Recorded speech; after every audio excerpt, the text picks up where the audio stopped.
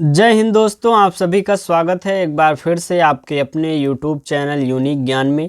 आज हम BA first semester geography का चैप्टर 10 देखेंगे, जिसमें हमें पढ़ना है भूसन्नति अर्थात जियो साइंक्लाइंस के बारे में।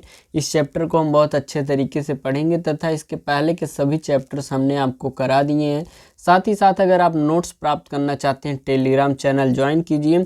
सभी चैप्टर्स का आपका PDF नोट्स आपको प्रिंटेड फॉर्म में मिल जाएगी। आप उससे रिवीजन भी कर सकते हैं। अगर आप नोट्स बनाना चाहते हैं तब भी वहां से नोट्स बना सकते हैं।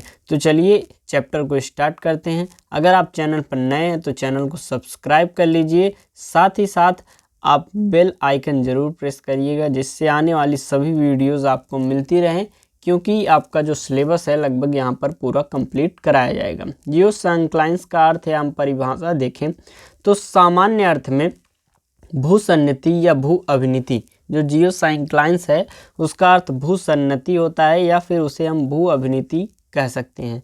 इससे अभिप्राय ऐसे जलीय गर्त से है जिसमें निरंतर अवसादों का जमाव होता रहता है। भूसन्नति क्या होता है? एक ऐसा जलीय गर्त होता है। किस प्रकार का गर्त आप समझ रहे होंगे? गहराई, बहुत जिसमें गहराई होती है। भूमि अस्था, स्थल मतलब जहाँ पर बहुत गहराई में हो। गर्त गड्ढा एक समझ लीजिए आप। तो ऐसा एक गर्त जो जलीय हो और उसमें निरंतर अवसादों का जमाव होता रहता है, वही भूसन्नति कहलाता है। महाद्वीप तथा महासागरों की उत्पत्ति के समय में कई ऐसे भाग थे जो दृढ़ एवं स्थिर थे, जिन्हें दृढ़ भूखंड कहा जा गया। ऐसे कुछ भाग थे जो दृढ़ थे और जो स्थिर थे, अर्थात उनमें कोई भी अवसाद नहीं निकलते थे अधिक मात्रा में, तो वह दृढ़ भूखंड कहलाते थे। ये दृढ़ भूखंड ऐसे संकरे जलीय भागों से घिरे हुए थे जो कि सदैव परिवर्तनशील रहे हैं। इन लंबे एवं संकरे जलीय भागों को भूसन्नति कहा गया है। ये उथले सागरीय भाग होते हैं जिनमें निरंतर तलछटों के जमाव के कारण तली में धंसा होता रहता है। सभी विद्वान मोड़दार पर्वत श्रेणियों का जन्म भूसन्नतियों से ही मानते हैं। जो मोड़दार पर्वत होती है वह किससे मानते हैं? भूसन्नतियों से ही उनका जन्म होता है। भूसन्नतियां का पर्वतों का पालना कहा गया है, क्रेडल्स ऑफ द माउंटेन्स। जो भूसन्नतियां हैं उन्हें क्या कहा गया है? पर्वतों का पालना कहा गया है, क्योंकि जो विद्वान हैं वह मानते हैं जो मोड़दार पर्वत श्रृंखलाएं हैं, श्रेणियां हैं, वह उनका उद्भव, उनका जन्म कहाँ से हुआ है? भूसन्नति से हुआ है। आगे देखेंगे इसके बारे में। भूगोल परिभाषा कोश के अनुसार अगर हम देखें तो भूसन्नति या भू अभिनीति से अभिप्राय भूपर्पटी में बहुत गर्म अथवा द्रोणी या सैकड़ों किलोमीटर तक फैली एक गहरी खाई है, जिसका तल दोनों किनारों की भूसंहतियों से अपरदित मलबे के निक्षेपण के कारण धीरे धीरे धंसता जाता है और फलस्वरूप अवसादी शैलों की मोटी परतों का निर्माण होता है। और J.S. स्टीयर्स के शब्दों में अगर हम देखें भूसन्नति की परिभाषा, तो भूसन्नतियां ऐसे लंबे और संकरे समुद्री मार्ग रहे हैं जिनमें निरंतर तलछट के जमाव से उनकी तली लगातार नीचे धंसती रहती है। अलग अलग विद्वानों के द्वारा दिए गए परिभाषाओं को हमें ध्यान में रखना है। जैसे कि आपके प्रश्न आ जाते हैं, कोई भी प्रश्न, किसी भी चीज़ की परिभाषा आ जाती है, आप एक साधारण परिभाषा लिख दीजिए, साथ ही साथ किसी विद्वान की एक परिभाषा लिख दीजिए, तो आपका जो कॉपी चेक करने वाला है वह भी प्रभावित होगा कि हाँ इसने पढ़ा हुआ है, आपको अच्छे अंक प्राप्त हो जाएंगे। आगे हम देखेंगे भूसन्नतियों की विशेषताएं, जो प्रमुख विशेषताएं हैं भूसन्नति के, उसको हम देखेंगे। जिसमें पहली विशेषता है भूसन्नतियां प्रायः दो दृढ़ भूखंडों के मध्य होती हैं और इनके दोनों किनारों या पार्श्व भागों का अग्रदेश कहते हैं। जो किनारा होता है उनका, उसका जो सबसे आगे का भाग होता है उसे क्या कहा गया है? अग्रदेश कहा गया है। और यह हमेशा दो दृढ़ भूखंडों के मध्य होती हैं। कौन? भूसन्नतियाँ। दूसरी विशेषता क्या है? इनकी स्थिति, आकार तथा विस्तार में परिवर्तन होता रहता है। भूसन्नति जो होती है उसकी स्थिति, आकार और विस्तार में हमेशा परिवर्तन होता रहता है। भूसन्नतियाँ प्रायः गतिशील होती हैं। जो भूसन्नतियाँ होती हैं वह गतिशील होती हैं। ये भूगर्भिक इतिहास के कई युगों से गुजर सकती हैं। अगली विशेषता है ये धरातल पर लंबे, सकरे व उथले जलीय क्षेत्रों के रूप में होती हैं। अब हम इसके सिद्धांतों की बात करें। भूसन्नतियों का सिद्धांत, थियरीज ऑफ द जियोसाइक्लाइन्स। भूसन्नति की संकल्पना प्रस्तुत करने का श्रेय किसे दिया जाता है? हॉल तथा डाना को जाता है।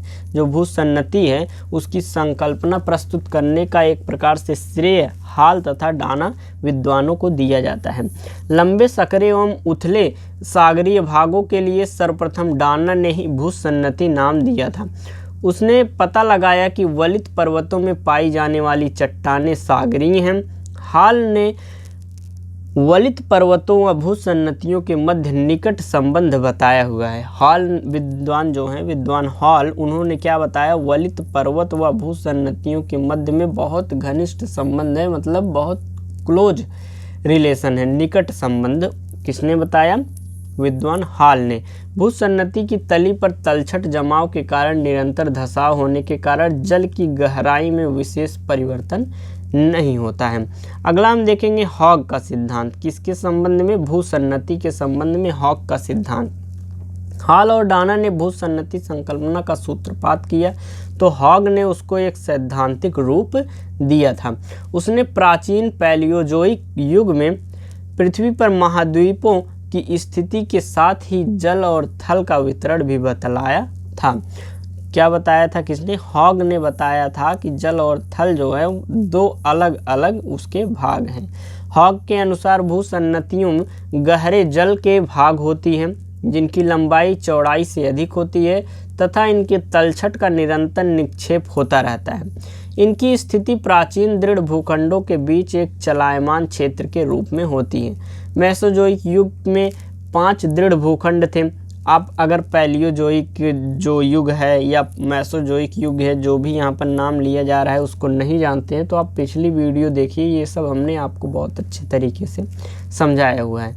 मेसोजोइक युग में 5 दृढ़ भूखंड थे। कौन कौन से? पहला था उत्तरी अटलांटिक मास, दूसरा था सिनो साइबेरिया मास, तीसरा था अफ्रीका ब्राज़ील मास, फिर उसके बाद चौथा था ऑस्ट्रेलिया इंडिया मेडागास्कर मास्क और पांचवा है पैसिफिक मास। ये 5 किस्में थे। मेसोजोइक युग में 5 दृढ़ भूखंड थे और इन 5 दृढ़ भूखंडों के बीच 4 भूसन्नतियाँ थीं, जिसमें से पहली थी रॉकीज भूसन्नति, युगल भूसन्नति, दैवीज भूसन्नति और प्रशांत भूसन्नति। यह नोट्स आपको हमारे टेलीग्राम चैनल पर मिल जाएगा, वहां से आप देख सकते हैं। इनके अतिरिक्त एंडीज तथा मोजाम्बिक भूसन्नतियों का नाम भी लिया जा सकता है। हॉग ने न केवल भूसन्नतियों की विशेषताओं तथा आकार पर प्रकाश डाला वरन उनके विकास की भी विवेचना की है। भूसन्नतियों में तलछटों का निक्षेप एक क्रम में पाया जाता है। इनके किनारे मध्यवर्ती भाग की अपेक्षा उथले होते हैं, जिन पर कि तटीय जीव तथा वनस्पतियों के अवशेष जमा होते रहते हैं। भूसन्नतियों के मध्य भाग में तलछट का नियमित रूप से जमाव होता रहता है, जो कि बहुत ही बारीक होते हैं। बारीक तलछटीय जमाव के साथ ही जीवों के अवशेष भी निक्षेपित होते रहते हैं। इसमें देखिए फिगर में अलग अलग जो मास हैं, अलग अलग जो इसमें भूसन्नतियाँ हैं उनके बारे में बताया गया, जैसे कि ये उत्तरी अटलांटिक मास, प्रशांत मास, अफ्रीका ब्राज़ील मास, ऑस्ट्रेलिया भारत मास, मेडागास्कर, चीन साइबेरिक मास, अलग अलग ये भूसन्नतियाँ यहाँ पर आपको चित्र में दिखाई दे रहे होंगे। इन जीवाश्मों का जमाव तलछट के समान ही क्रमबद्ध तथा नियमित रूप से होता रहता है। उदाहरण के लिए अगर हम देखें तो किनारे वाले भागों में केवल ऐसे जीवावशेषों का जमाव संभव हो सकेगा जो कि उथले सागरीय जल में रहते हैं। इसके विपरीत मध्यवर्ती भाग में गहरे जल एवं जीवाशेष जमा होते रहते हैं। इन जीवाशेषों के आधार पर भूसन्नतियों के विभिन्न स्थानों पर तलछट की मोटाई का पता भी लगाया जा सकता है। जब कभी इनके पार्श्वों से दबाव पड़ता है तो तलछट के खिंचाव के कारण चलन क्रिया होने लगती है और उसी से मोड़दार पर्वत श्रेणियों का विकास होने लगता है। आलोचनाएं हुई किसकी, हॉग जो सिद्धांत दिए अपना भूसन्नति के विषय में, उसके आलोचनाएं क्या क्या हुई। हॉग ने मेसोजोइक कल्प में दृढ़ स्थल खंडों मास का अत्यधिक विस्तार दर्शाया है। थल की अपेक्षा जल का विस्तार कम बताया है, जबकि जल का विस्तार सदैव ही बहुत अधिक रहा है। दूसरा, उसने भूसन्नति को अधिक गहरा बताया, जो कि भ्रामक है। यह प्रमाणित हो चुका है कि पर्वतों में पाई जाने वाली चट्टानों का निक्षेप उथले सागरों में हुआ है। अगला अगर हम देखें, अगला सिद्धांत इवांस का सिद्धांत। हॉग के बाद J.W. इवांस ने कुछ संशोधन के साथ अपनी संकल्पना प्रस्तुत की।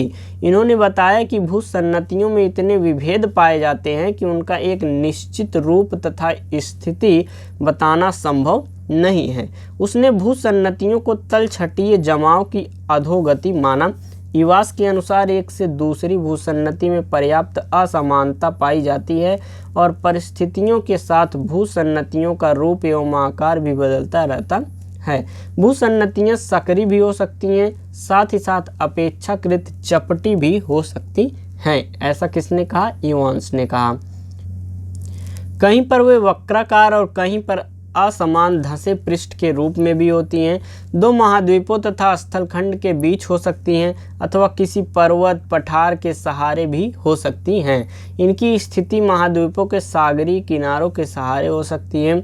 नदियों के महानों के निकट सागरों में भी हो सकती हैं। भूसन्नति को चाहे जो रूप, चाहे किसी गहराई की हो, उसमें निरंतर तलछटी निक्षेप होते रहते हैं तथा तलियों का निरंतर धसाव होता रहता है। कालांतर में संपीड़न के कारण तलछट में मोड़ पड़ जाते हैं तथा पर्वतों का निर्माण होता है। ये जो इन्होंने अपना इवांस ने अपना सिद्धांत दिया, यह अधिकतर मान्य नहीं है, यह बहुत इम्पॉर्टेंट भी नहीं है इसके आपके लिए, लेकिन आप देख कर जरूर जाइए क्योंकि ये क्वेश्चन इसका लघु उत्तरी में पूछा जा चुका है। आगे देखेंगे हम तीसरा सिद्धांत, सूकट का सिद्धांत।